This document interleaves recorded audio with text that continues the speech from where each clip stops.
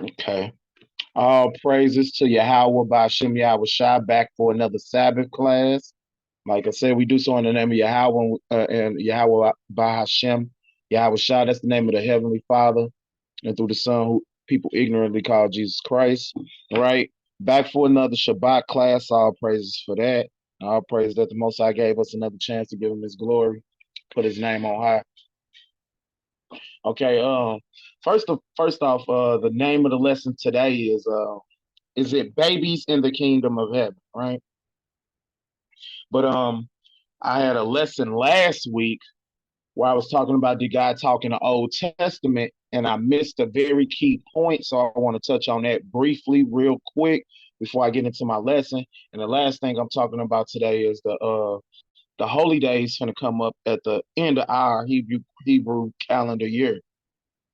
And these holy days are not in Leviticus 23 commanded by Yahweh, but we still do observe them. We can even see Yahweh Shah observing them because they're these are memorials of righteousness. And it's just the history of our nation. So Hanukkah or the Feast of Dedication is coming up.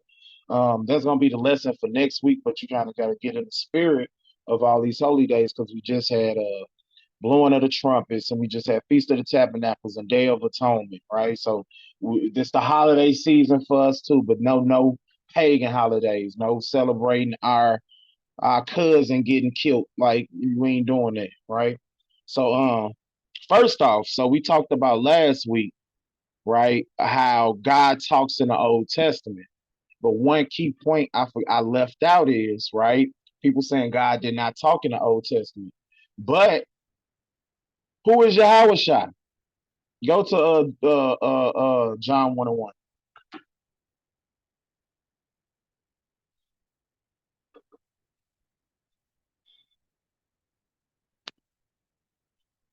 This is John chapter 1, verse 1.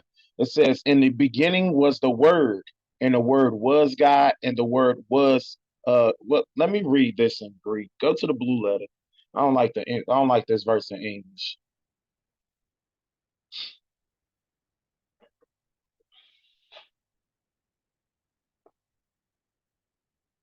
John chapter 1 and verse 1.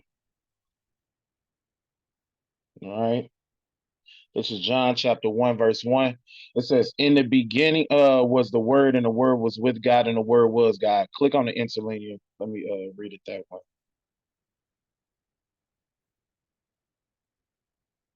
Don't click on the word, just scroll, right?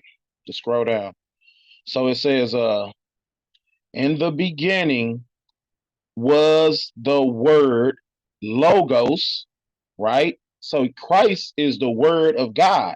That's the whole cut, right?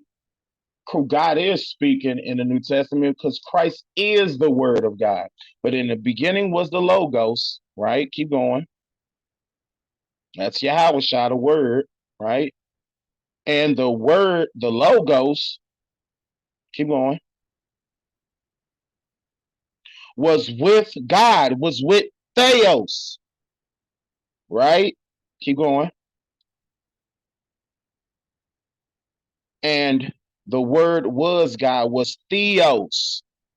So those two different Hebrew words for God, like when you read it in English, it says in the beginning was the word, and the word was with God, and the word was God. Well, in the Hebrew, it says, scroll up a little bit more. Right there, right there. In the Hebrew, it says, well, I can't click on the screen. My point was, um, Christ is the word of God. That's how God was talking in the New Testament. I don't want to get into a John 1:1 breakdown. That's going to take me somewhere else. Now, for the lesson, right? The lesson is, or they're going to be children in the kingdom, right? So it's based off this verse. Go to Matthew 22 and 30. Actually, Matthew 22 and 23. Start at 23.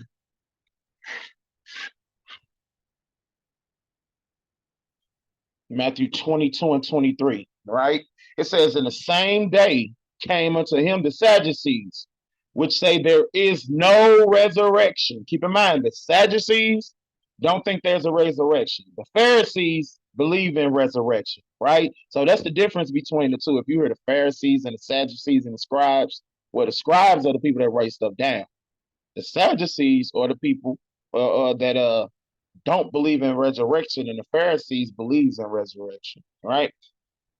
So Matthew 22 and 23. And that same day came to him the Sadducees, which say that there is no resurrection, and asked him, saying, Master, Moses said, if a man die and have no children, his brother shall marry his wife and raise up seed unto his brother. Now, there were with us 7 brethren. And the first, when he had married his wife, deceased, and having no issue, left his wife unto his brother. Likewise, the second also, and the third unto the 7th. So if a man marry a wife according to the law and he die, his brother has to raise up seed with his wife to, for what reason? To keep his name going. That's how important the name being keep going is in the Hebrew community, because the man carries the seed. That's the only way that the name keeps going, right? So all the way to the 7th, all the brothers died. It's 7 brothers. All 6 brothers died, all the way to the 7th, right? Verse 27. And the last of all, the woman died also. Therefore, in the resurrection, whose wife shall she be of the 7? For they all had her. Yahushua answered and said unto them, Ye do err, not knowing the scriptures, nor the power of God. For in the resurrection they neither marry nor are given to marriage, but they are the angels in the angels of God in heaven. But as touching the resurrection of the dead, dead, have you not read that which is spoken unto you by God, saying, I am not the God, I am the God of Abraham, the God of Isaac, the God of Jacob. God is not the God of the dead, but of the living. So they say, see, right? Well, in the resurrection, you're not given over to you ain't married, right? So they will go on to say, like, in the kingdom of heaven, ain't no marriages, right? Ain't no marriages, ain't you ain't gonna have no wife, none of that. That's their understanding of this verse, right? My understanding of this verse, first of all, verse 30. It says, for in the resurrection, they neither marry. Resurrection, if you look it up, it means to like to make alive again, right? So you're in a state of death, but you're gonna rise again, right? Regenerate again, right? So that's the meaning of resurrection. It says, for the resurrection, they neither marry nor are given to marriage, or as the angels of God. And I agree, but I think this is the spirit realm. That's what I believe this is, because this second resurrection is dead. I mean, different. It says, but as touching the resurrection of the dead, so there's 2 different resurrections here.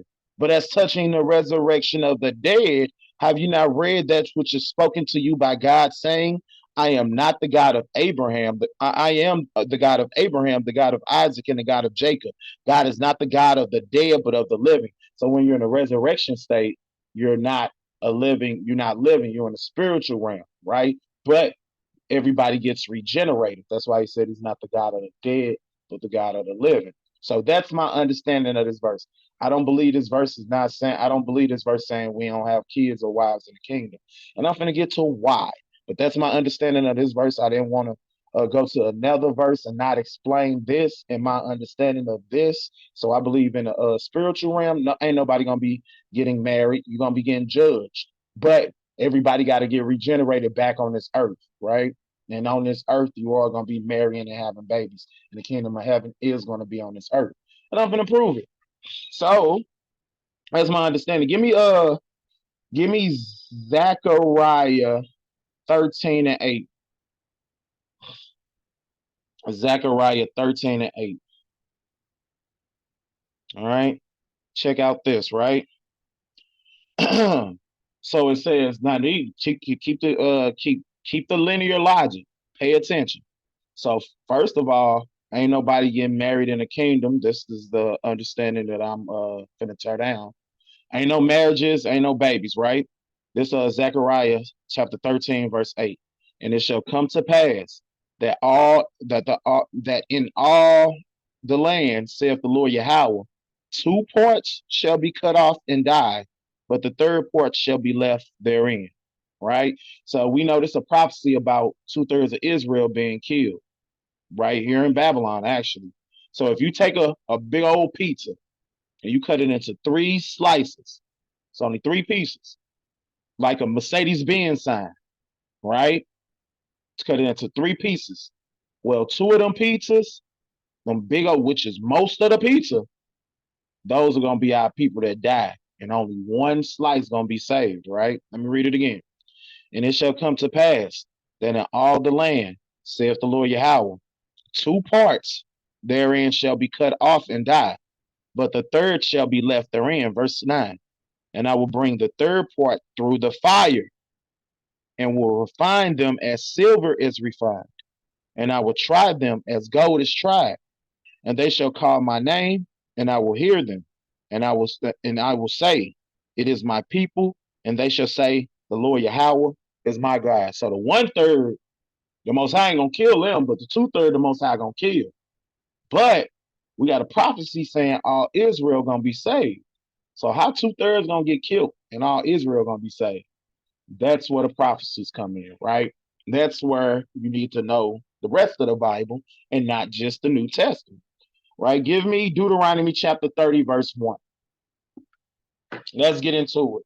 Let's show that there are going to be children marriages in the kingdom of heaven, right? This is Deuteronomy chapter 30, verse 1.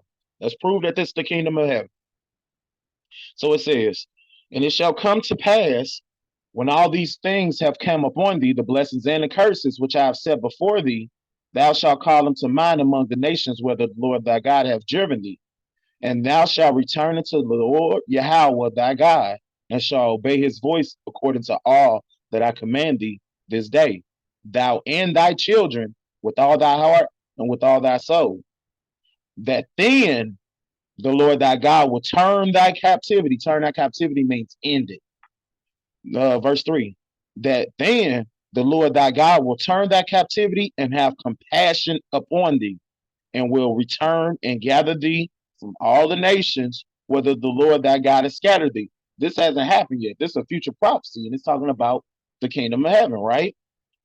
If any of thy be driven out from the outermost parts of heaven, from thence will the Lord thy God gather thee, and from thence will he fetch thee. So the Most High gathering us up, right? And the Lord thy God will bring thee to a land which thy fathers, the water, and uh, and the Lord thy God Yahweh will bring thee into the land which thy fathers possessed, and thou shalt possess it, and thou will do good and and he will do thee good and multiply thee above thy fathers. So now we're getting multiplied in the kingdom. The first commandment that ever was given in the Bible was to Adam, be fruitful and multiply, right? So he's gonna multiply us above our fathers. So however fruitful our fathers were, we're gonna be more fruitful than them, right? And the Lord thy God will circumcise thy heart and the heart of thy seed, and to love the God, Lord Yahweh thy God with all thy heart and with all thy soul, that thou mayest live. And the Lord thy God will put all these curses upon thy enemies and upon them that hate thee, which persecute thee. And thou shalt return and obey the voice of the Lord, and do all his commandments which I command thee this day. Verse 9. And the Lord thy God will make thee plenteous in every work of thy hand and the fruit of thy body. What is the fruit of thy body? When you have a baby, it's called your seed, right? It's like an agricultural um uh uh uh, analogy, right? Because Most High likens to us to a plant, an olive tree, right? So, but the fruit of your body is your seed, right? So, verse 9, and the Lord thy God will make thee plenteous in every work of thy hand, in the fruit of thy body, and the fruit of thy cattle. So, the fruit of thy cattle is meaning your cattle gonna have plenty of cattle. So, the fruit of your body meaning you're gonna have plenty of kids. And in the fruit of thy land for good, for the Lord thy Yahweh will again rejoice over thee for good, and will rejoice over thy fathers, right? So there go one point where the Most High talking about we're gonna be fruitful in the kingdom of heaven and be happy kids. But let's get it even more so, right? Give me Ezekiel chapter 36, and start at 6. That's kind of outlined it. It said it, but I kind of want to say it, want the Bible to say it a little bit better, right? So here we go. It's Ezekiel chapter 6, verse 36. It says, prophesy therefore concerning the land of Israel. So again, we're talking about what time period? The kingdom of heaven, right? Prophesies therefore unto the land of Israel, and say unto the mountains, and to the hills, and to the rivers, and to the valleys, thus saith the Lord Yahweh, behold, I have spoken in my jealousy and in my fury, because ye have borne the shame of the heathens. Therefore, thus saith the Lord Yahweh, I will lift up my hand. Surely the heathens that are about you shall bear their shame. But ye, O mountains of Israel, shall shoot forth the branches, and shall yield the fruit to my people of Israel, and for they are for they are at hand to come. For behold, I am with you, and I will turn unto you, and you shall be tilled and sown. Back to the agriculture. Tilling the ground is like mixing up the soil so it ain't compact. You sowing seeds. Now we back to the agriculture analogy, right? Verse 9. For behold, I am with you, and I will return to you, and ye shall be tilled and sown, and I will multiply men upon you, all the house of Israel, even all of it. So when we get into the land, the Most High gonna multiply us. In He's talking about the house of Israel, even all of us, not some of us, all of us, right? Verse 10 again, and I will multiply men upon you, all the house of Israel, even all of it, and the city shall be inhabited, and the waste shall be builded, and I will multiply you, and I will multiply upon you man and beast. So it ain't just again like I believe what was that Deuteronomy 30 said. It said, the cattle too, man and beast. So it ain't just gonna be us. The animals gonna be multiplied, right? Verse 11, and I will multiply upon you man and beast, and they shall increase and bring fruit, and I will settle you after your old estate, and will do better unto you than in your beginning, and you shall know that I'm the Lord Yahweh. Skip down to verse 33, right? So we got one part that's saying, hey, I'm gonna multiply you, right? All the house of Israel, not some of them. This is Ezekiel 36 and 33. Thus saith the Lord Yahweh, in the day that I shall cleanse you from all your iniquities, I will also cause you to dwell in the cities, and the waste shall be builded. So when he cleanses us, we're going back to the land. And the desolate land shall be tilled, whereas it lay desolate in the sight of all that passed by. And it's a cut, because the real Jerusalem, nobody there right now. It's desolate. It looked like a desert, right? They in Tel Aviv, and they say that's old Jerusalem, but it's not really the old Jerusalem. The real old Jerusalem, which was the capital city of Israel, is desolate right now. Nobody's there. They're in other cities. They're not there. But that's a prophecy, so that's kind of raw, verse 34. But verse 35, and they shall say, the land this land was desolate and has become like the Garden of Eden, and the waste and the desolate and ruined cities are become fenced and are inhabited, right? So ain't nobody living there.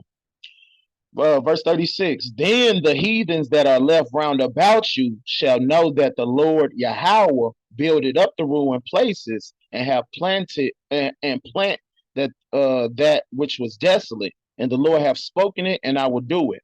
Verse 37, thus saith the Lord Yahweh, I will make yet for you for this inquiry by the house of Israel, and do to them, and I will increase them with men like a flock. One more time. Thus saith the Lord Yahweh, I will yet for this be inquired by the house of Israel, to do it for them. I will increase them with men like flock. So we all know that the Israelites that's righteous, they walking into the kingdom. But how he gonna increase us if everybody there are there already? They gotta have kids, right? He said he will increase us like flock. Verse 38. And the holy flock, as the flock of Jerusalem in her solemn feast, so shall the way cities be filled with the flocks of men, and they shall know that I am the Lord Yahweh. Right? So we are the most high saying he gonna multiply us, and we're gonna be reproducing like animals, like rabbits, right? And then we're gonna fill up the cities, right? Go to the next chapter and give me verse 23. Right? This is Ezekiel 37 right here. The top talking about the valley of dry bones. But here go. Yeah, you can give me 22. I'll read 22 too. And I will make them one nation in the okay, so that's talking about the two sticks, right? Really talking about the 12 tribe chart and us waking up and coming back together and people teaching out on the street. That's what the top of 30 Ezekiel 37, 1 through 22 is talking about us being on the street corners teaching with the 12 tribe chart, waking up people, and they're gonna ask us what the chart means, right? That's a prophecy about us waking up here in America. Verse 23. Neither shall they defile themselves any more with their idols, nor their detestable things, nor any of their transgressions, but I will save them out of their dwelling place. So he's saving us out of our dwelling place, kingdom connotation again, wherein they have sinned. And I will cleanse them, and they shall be my people, and I will be their God. And David, my servant, shall be king over them. This time about Yahweh. And they shall have one shepherd, and they shall also walk in my judgments and observe my statutes and do them. And they shall dwell in the land that I've given to Jacob my servant, wherein your fathers have dwelt, and they shall dwell therein, even they and their children and their children's children forever. And my servant David shall be their prince forever. Moreover, I will make a covenant with peace with them, and it shall be an everlasting covenant with them, and I will place them and multiply them and set them in my sanctuary in the midst of them forevermore. Right? So we got clearly here the most high talking about actually scroll down. Let me see if I need to hit them last two, three verses. Uh Boom. The main point is 25 and 26. So I'm going to read it again. It says, and they shall dwell in the land that I've given unto Jacob, my servant. So we're going back to the land wherein your fathers have dwelt, and they shall dwell therein, even they and their children and their children's children forever. And my servant David shall be their prince forever. Moreover, I will make a covenant of peace with them, and it shall be an everlasting covenant with them, and I will place them and multiply them, and so I will set up my sanctuary in the midst of them forevermore. So we keep hearing about how the Most High gonna take us back to the land, and we're gonna be getting multiplied. We're gonna multiply. The flock gonna get multiplied. We're gonna get multiplied. Us, our children, children, our children, children, children. This is the cut to that understanding that ain't no marriages and ain't no kids in the kingdom, because this clearly says it is. But this is what happens when you only read 25% of the Bible, right? Let's get Christ now. Let's get Matthew 19 and 28. Let's get Yahweh shot.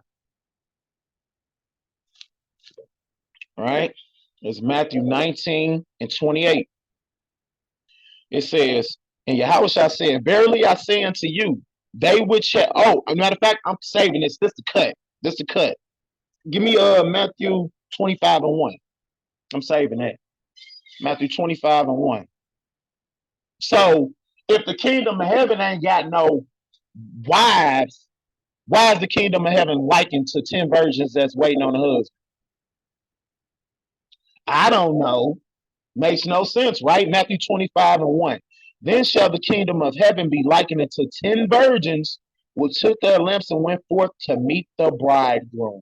The kingdom of heaven is likened to a parable where someone is getting married. 10 virgins, right? The five foolish. I just scroll down. I want to hit the last verse of the parable.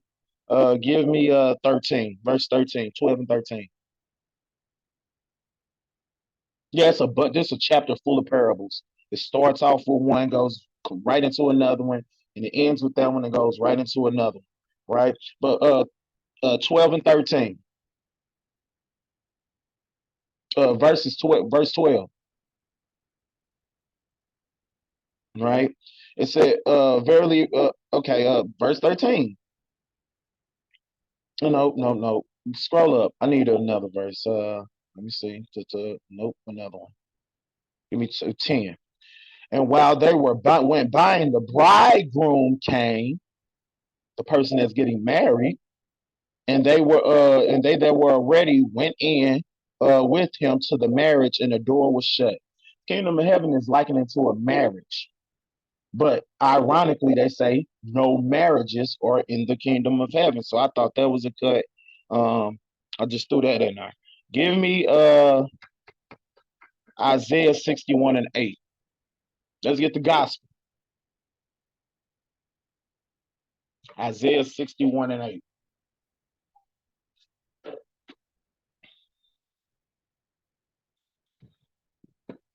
All right, this Isaiah 61 and 8. It says, for the Lord Yahweh love judgment and hate robbery for burnt offerings. And I will direct their works in truth, and I will make an everlasting covenant with them. And their seed shall be known among the Gentiles, and their offspring among the people.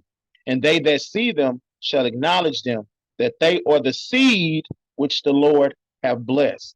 Right? So this in the gospel, right? Isaiah 61 is the gospel. It's talking about the kingdom of heaven. And we got seeds in the kingdom of heaven. Right? Give me Isaiah 49 and 22. 49 and 22. Right? Isaiah 49 and 22. Thus saith the Lord Yahweh, behold, I will lift up my hand to the Gentiles and set up a standard to my people. And they shall bring their sons in their arms, and thy daughters shall be carried upon thy shoulders. So they're going to be carrying our kids. This is the kingdom of heaven. They're going to be carrying our kids. Verse 23. And the king shall be thy nursing fathers. What's a nursing father? When we was in slavery, when them black women had to take care of them white kids, that's the nursing mother and nursing father. That's you. People gonna be heathens gonna be taking care of our kids, which I particularly, ain't looking forward to that part. But hey, you got to eat the whole roll. But yeah, and the king shall be thy nursing fathers, and the queen thy nursing mothers. Who are these heathens gonna be taken care of if it ain't no dang on babies in the kingdom? They shall bow down to thee with their face towards the earth and lick up the dust of thy feet. And they shall know that I am the Lord, for they shall not be ashamed that wait for me. So kids gonna be getting taken care of by heathens in the kingdom of heaven. Give me Isaiah chapter 60, verse 22.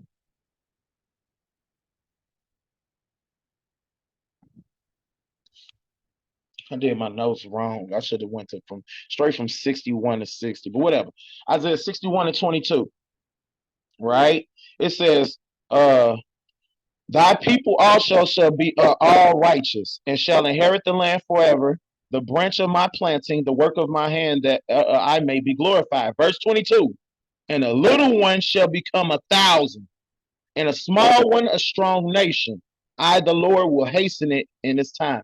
Most High already said He's gonna multiply us above our fathers. It said one shall become 1,000, right? And uh, give me Isaiah 45 and 22. No, Isaiah 45. All right, so boom. Here go the prophecy. Give me Isaiah 45, last verse.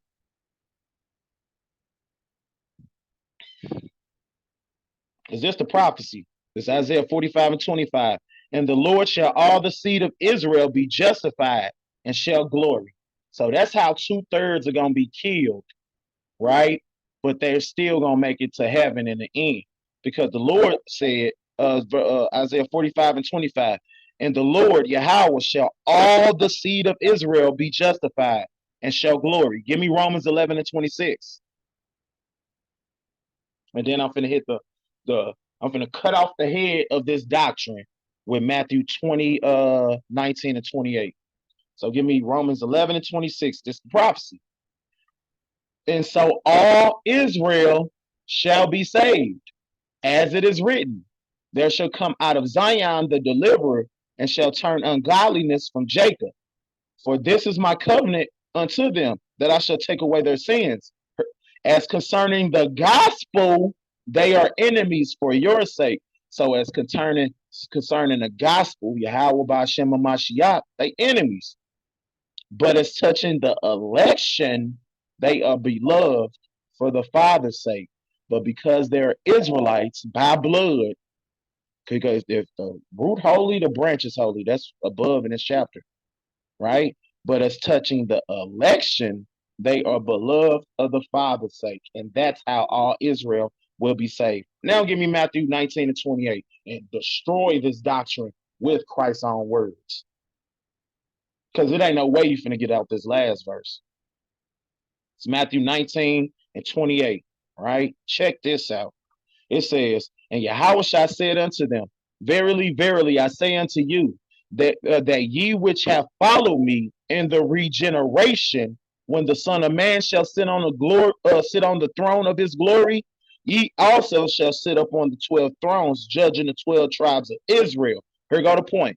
And everyone that hath forsaken house, so all us Israelites that's following him that done lost something, it says, but everyone that hath forsaken house and brethren and sister or father or mother or wife or children or land and my name for my name's sake shall receive 100-fold and shall inherit everlasting life. Whatever you lost, and this was real. This verse is real deep when I went through something with my son. Like whatever you lost following Yahweh Ba'Shem Yahweh Shai, he promised you're gonna get 100-fold. So that's a cut. It says that everyone that have forsaken house, brother and sister, father, mother, wife, or children, or land for my name's sake shall receive 100-fold and shall have eternal life. But many that are first shall be last, and the last shall be first. Right? That's the end of that breakdown. There will be marriages, there will be kids in the kingdom of heaven. That's because 2/3 gonna get cut off, but at the end, all Israel shall be saved because Abraham made the covenant with the Most High for his seed, not just some of them, not just the goody two shoes. He made the covenant with all Israel, and that's why all Israel gonna be saved, and that's why the wickedness of our people can't disannul the covenant. They just gonna have to get dealt with, right? And then that's the lesson for today. But I just want to give a bulletin, right? That the Feast of Dedication is coming up, along with the Feast of Nicanor, Purim. So we got holy days coming up, but the holy days are not in Leviticus 23. So these are not holy days that's the Most High commanded you to do. This not Passover, blowing the trumpet, Feast of Weeks, Pentecost, Atonement. These are not those holy days that are commanded. Like a lot of those holy days, you got to go back to the land, which we're not able to do.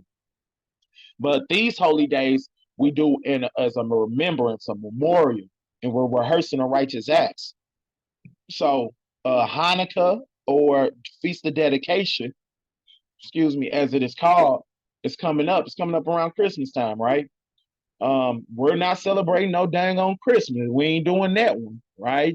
But the Feast of Dedication is coming up. Actually, that's gonna be the lesson for next week. So get your mind right, get in the spirit. And with that, I want to give all honor, praise, and glory to Yahweh, and I do so in the name of Yahweh Shai, Kwam Yasharala. Kwam Yashala. Kwam Yashala. Kwam Yashala. Kwam Yasharala.